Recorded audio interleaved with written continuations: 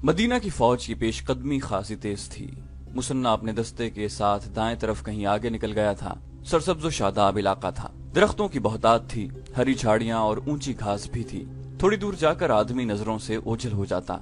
ये वो इलाका था जहां फारस के बड़े बड़े अफसर सैरो तफरी और शिकार वगैरह के लिए आया करते थे। उलैस से आगे हैरा एक शहर था जिसकी अहमियत तिजारती और फौजी लिहाज से खासी ज्यादा थी। आबादी के लिहाज से ये ईसाइयों का शहर था जो हर लिहाज से खूबसूरत था। जाबान अपने लश्कर के सालारों से कह रहा था कि ये भी जहन में रखो कि आगे हैरा है। तुम जानते हो कि हैरा हमारी बादशाही का एक हीरा है। अगर मुसलमान उस शहर तक पहुंच गए तो न सिर्फ ये कि किसरा का दिल टूट जाएगा, बल्कि फारस के पूरे लश्कर के हौसले टूट जाएंगे। हैरा मदाइन से ज्यादा कीमती है। सब्जाजार में एक घुड़सवार जैसे तैरता चला रहा था। खालिद रजी अल्लाह अन्हु अपने लश्कर के वस्त में थे। किसी और को उस सवार की तरफ भेजने की बजाय उन्होंने अपने घोड़े को एड़ लगाई और उस सवार को रास्ते में जा लिया। वो मुसन्ना बिन हारिसा के दस्ते का एक सवार था। इब्ने हारिसा का पैगाम लाया हूँ, सवार ने खालिद रजी अल्लाह अन्हु से कहा। उलैस के मैदान में आतिश परस्तों की फौज भी आ गई है। इब्ने हारिसा ने कहा है कि संभल कर आगे आए, फौरन वापस जाओ। खालिद रजी अल्लाह अन्हु ने सवार से कहा, मुसन्ना से कहो कि उड़कर मुझ तक पहुंचे। मुसन्ना का कासिद यूं गायब हो गया जैसे उसे जमीन ने निगल लिया हो। उसके घोड़े के टाप कुछ दूर तक सुनाई देते रहे जो दरख्तों में से गुजरती हुई शां शां में तहलील हो गए। खालिद रजी अल्लाह अन्हु वापस अपने लश्कर में आए और अपने सालारों को बुलाकर उन्हें बताया कि आगे सिर्फ बकर बिन वाइल के लोग ही नहीं बल्कि मदाइन का लश्कर भी उनके साथ आ मिला है। उन्होंने अपने सालारों को ये भी बताया कि मुसन्ना बिन हारिसा आ रहे हैं। उन्होंने पहले की तरह सालार आसिम बिन अमर और सालार अदी बिन हातिम को दाएं और बाएं पहलू में रखा। ज्यादा देर नहीं गुजरी थी कि मुसन्ना यूं आन पहुंचा जैसे वो वाकई उड़कर आया हो। खालिद रजी अल्लाह अन्हु ने कहा, इब्ने हारिसा, क्या तुमने अपनी आंखों से फारस के लश्कर को ईसाइयों के साथ देखा है? मुसन्ना बिन हारिसा ने सिर्फ देखा ही नहीं था बल्कि उसने जांबाजी का मुजाहिरा करके बहुत कुछ मालूम कर लिया था। उसने अपने जासूस आगे भेज रखे थे। उन्होंने उसे इत्तला दी थी कि मदाइन की फौज ईसाइयों से आ मिली है। मुसन्ना ने पूरी मालूमात हासिल करने का इरादा कर लिया। रात को उसने अपने साथ 3 सवार लिए और दुश्मन के पड़ाव के करीब जाकर घोड़ों से उतरे और उन्हें एक दरख्त के साथ बांध दिया और वहां से वो छुप छुप कर और जहां जरूरत पड़ी वहां पेट के बल रेंग कर पड़ाव के नजदीक चले गए। आतिश परस्तों के संतरी पड़ाव के इर्द गिर्द घूम फिर रहे थे। ये सफर 12 हिजरी के वस्त की रातें थीं। आधे चांद की चांदनी थी जो फायदा भी दे सकती थी और नुकसान भी। 2 संतरी उनके सामने से गुजर गए। उन्हें पीछे से जाकर पकड़ा जा सकता था, लेकिन उनके पीछे पीछे एक घुड़सवार आ रहा था। उसने अपने संतरियों को आवाज देकर रोक लिया और उनके पास आकर उन्हें बेदार और होशियार रहने को कहने लगा। वो कोई कमानदार मालूम होता था। मुसलमान रात को तो हमला नहीं कर सकते, एक संतरी ने कहा, फिर भी हम बेदार और होशियार हैं। तुम सिपाही हो। घुड़सवार ने हुक्म के लहजे में कहा, जो हम कमानदार जानते हैं वो तुम नहीं जानते। मुसलमानों का कुछ पता नहीं वो किस वक्त क्या कर गुजरे। इन्हें आम किस्म का दुश्मन न समझो। और तुमने मुसन्ना बिन हारिसा का नाम नहीं सुना। क्या तुम नहीं जानते कि किसरा ने मुसन्ना के सर की कितनी कीमत मुकर्रर की है?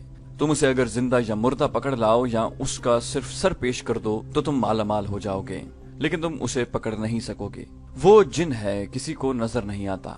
चलो आगे चलो, अपने इलाके का गश्त करो। संतरी आगे निकल गए और घुड़सवार वहीं खड़ा रहा। मुसन्ना बिन हारिसा अपने 3 जांबाजों के साथ एक घनी झाड़ी के पीछे छुपा हुआ था। घुड़सवार उस तरफ जाने की बजाय जिस तरफ संतरी चले गए थे दूसरी तरफ चला गया। घोड़े पर उसे पकड़ना खतरे से खाली नहीं था। मुसन्ना ने अपने एक जांबाज के कान में कुछ कहा और घुड़सवार कमानदार को देखा। वो आहिस्ता आहिस्ता चला जा रहा था। मुसन्ना करीब के एक दरख्त पर चढ़ गया। उसके जांबाज ने जरा ऊंची आवाज में कुछ कहा। कमानदार ने घोड़ा रोक लिया। जांबाज ने उसे वापस आने को कहा। वो उस आवाज पर वापस आ रहा था। अचानक दरख्त से मुसन्ना कूदा और घुड़सवार के ऊपर गिरा और उसे घोड़े से गिरा दिया। मुसन्ना के एक आदमी ने दौड़कर घोड़े की लगाम पकड़ ली और 2 ने कमानदार को दबोच लिया और उसका मुंह बांध दिया। उसे और उसके घोड़े को वहां से दूर ले गए। उन्होंने अपने घोड़े खोले और वहां से इतने दूर निकल गए जहां वो चीखता चिल्लाता तो भी उसकी आवाज उसके पड़ाव तक न पहुंचती। जिंदा रहना चाहते हो तो बताओ कि तुम्हारी फौज कहां से आई है? मुसन्ना ने तलवार की नोक उसकी शहरक पर रख कर पूछा। वो बहमन जाजोइया के लश्कर का कमानदार था। उसने जान बचाने की खातिर सब कुछ बता दिया।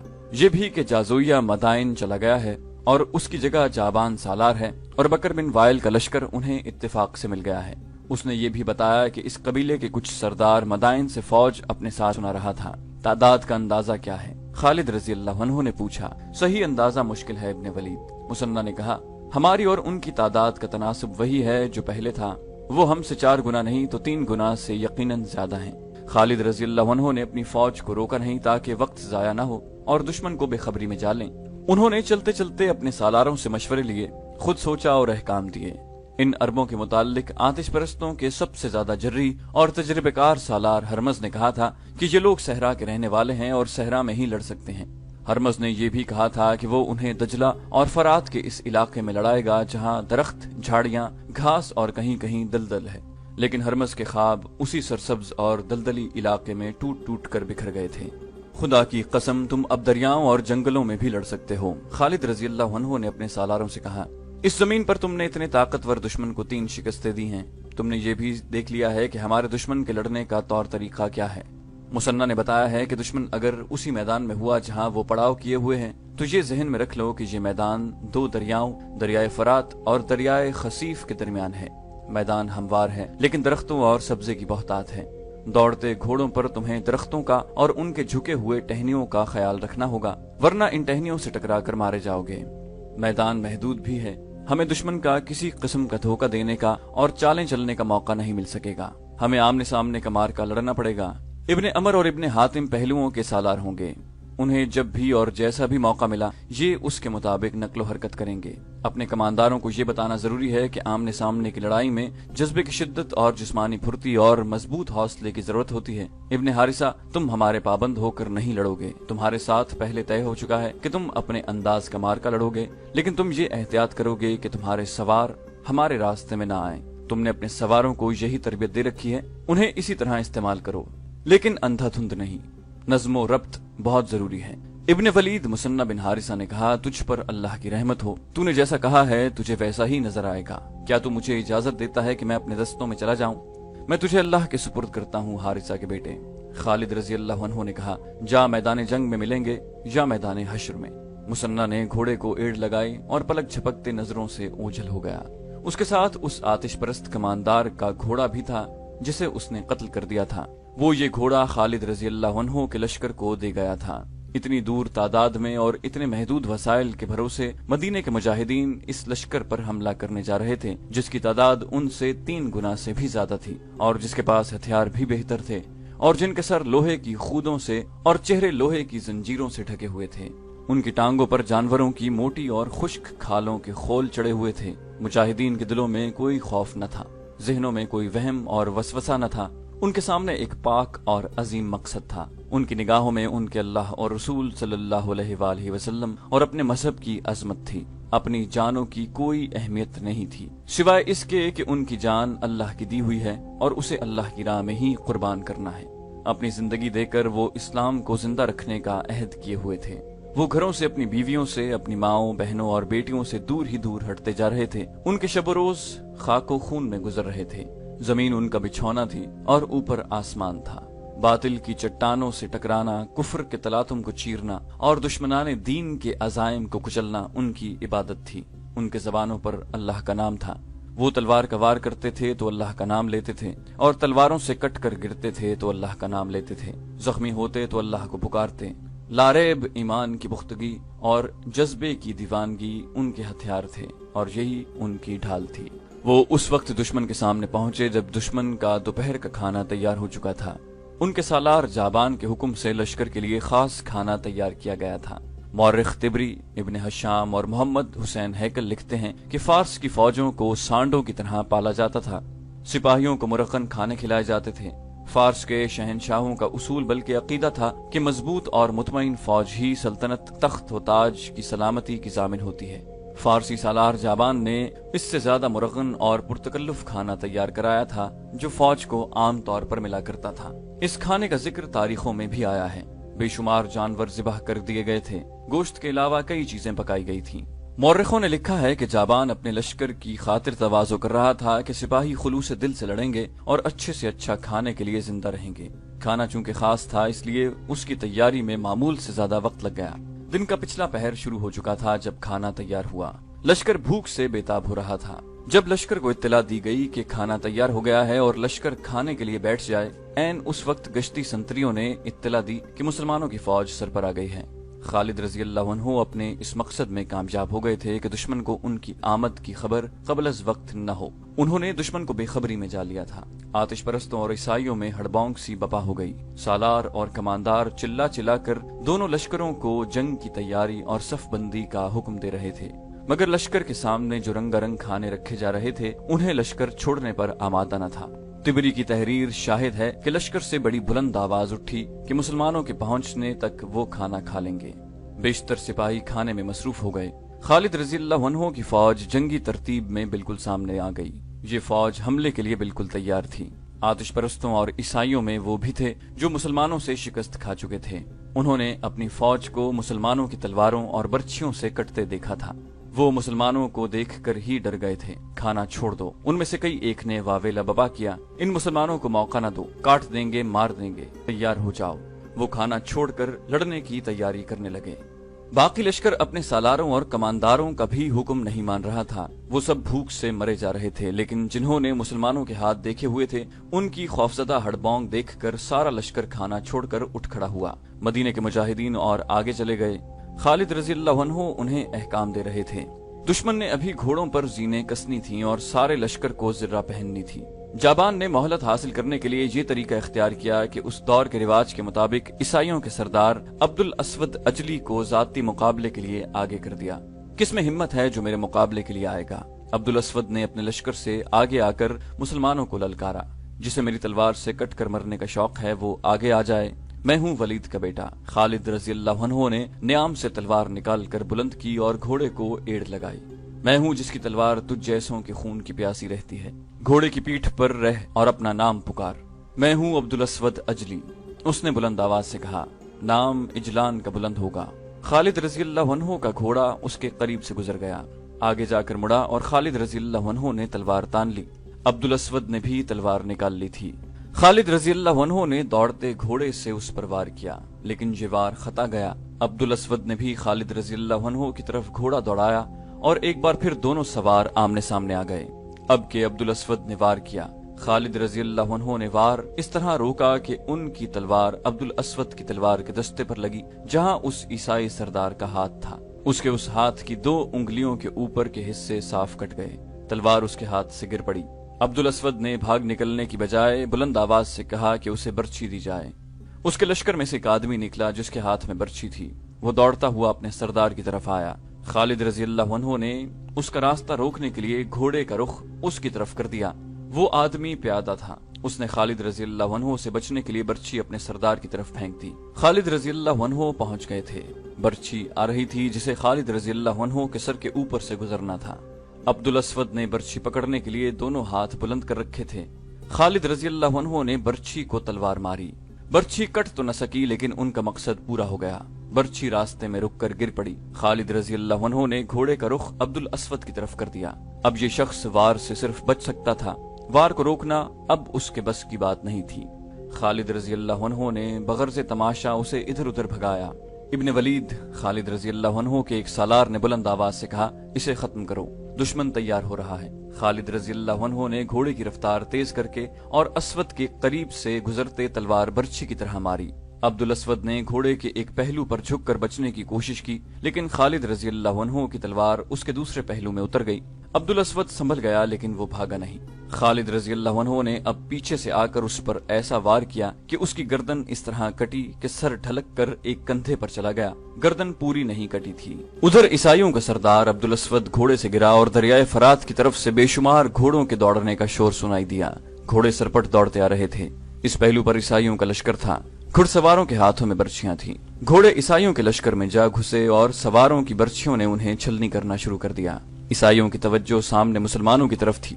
وہ مقابلے کے لیے سنبھل نہ سکے۔ میں ہوں حارثہ کا بیٹا مسنہ۔ اس شور و غوغا میں سے ایک للکار صاف سنائی دے رہی تھی، ہم بھی تم میں سے ہیں، میں ہوں مسنہ بن حارثہ۔ یہ مسنہ کا سوار دستہ تھا جسے اس نے خالد رضی اللہ عنہ کو بتا کر لشکر سے الگ رکھا تھا۔